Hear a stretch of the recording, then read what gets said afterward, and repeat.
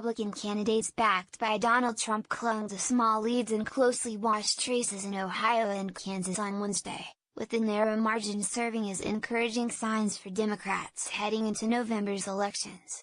Republicans looked likely to hold on to a U.S. House of Representatives seat in a reliably conservative district in Ohio, where Troy Balderson led Democrat Danny O'Connor by about 1,700 votes in a special election. The final result could be days away as state officials count more than 8,000 provisional and absentee ballots.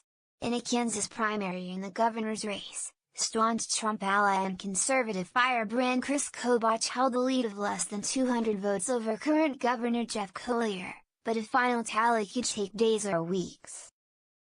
Kobach sought to declare himself the virtual winner, saying at a press conference on Wednesday afternoon that he will begin campaigning as the victor. He also said he spoke with the White House on Wednesday and with Trump on Tuesday but declined to detail the conversations. The narrow margin in Ohio, less than 1 percentage point separates Balderson and O'Connor, is little comfort for Republicans looking ahead to the November 6 vote, as they outspent Democratic groups by more than 4-1 to retain a seat they have held for 3 decades. Moving forward, we cannot expect to win tough races when our candidate is being outraised, said Corey Bliss, executive director of the Congressional Leadership Fund, a Republican super PAC. Any Republican running for Congress getting vastly outraised by an opponent needs to start raising more money.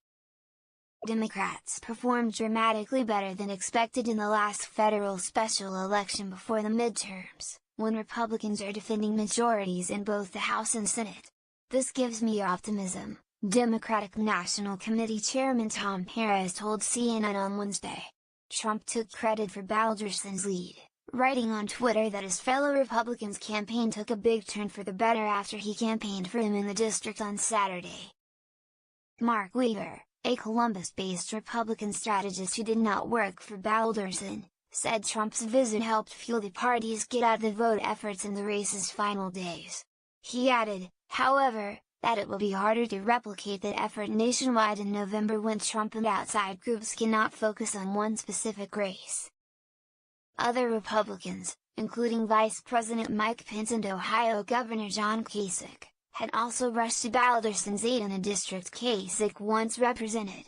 Tuesday's vote mirrored special elections through 2017 and 2018, with suburban and urban turnout rates that have favored Democrats exceeding turnout in rural areas where Trump has a higher level of support.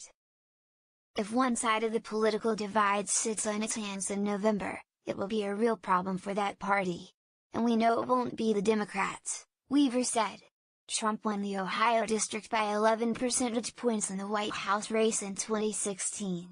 Republican Pat Tiberi resigned before finishing his term, triggering the special election. The Ohio Secretary of State's office said it could not yet declare a winner. Absentee and provisional ballots cannot be counted for 11 days. An automatic recount occurs if the margin is within 0.5% of votes cast. On Wednesday, O'Connor declined to say whether he would seek a recount if one was not automatically triggered. No matter the outcome, he and Balderson will face off again in November to serve a full 2-year term. Democrats need to win 23 more seats in the House and 2 in the Senate to control Congress and put the brakes on Trump's agenda.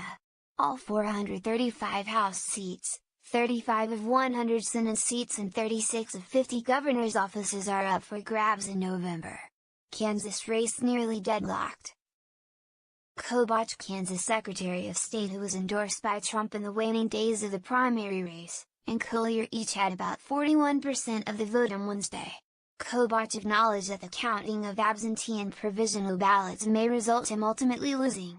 Kansas state law allows for a recount if the vote margin is within half a percentage point, but the candidate has to request the recount. A candidate who requests a recount must pay for it if the results are unchanged by the recount process, Kobach said. Absentee ballots must be postmarked by Tuesday and received by Friday. It is unknown how many ballots may be outstanding.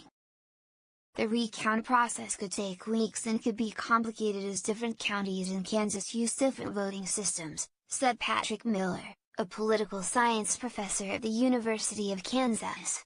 There is the potential out there for a recount to shift a number of voters given the margins, Miller said.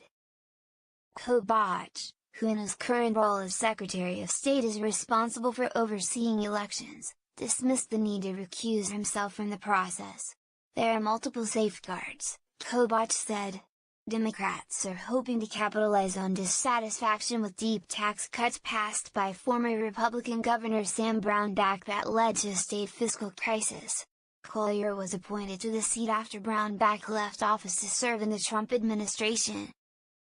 Kobach has led a crusade in what he describes as rampant voter fraud, even though very few cases have been prosecuted in the United States. He served as the co-chairman for a panel convened by Trump to investigate voter fraud, which was later disbanded after most states declined to share information with the panel. 3 other states held nominating contests on Tuesday, including a battle for governor in Michigan in which mainstream Democratic candidate Gretchen Whitmer beat progressive Abdul El-Sayed. Whitmer received more than half of the vote as Democrats angled to take back the governor's office in that Midwestern state.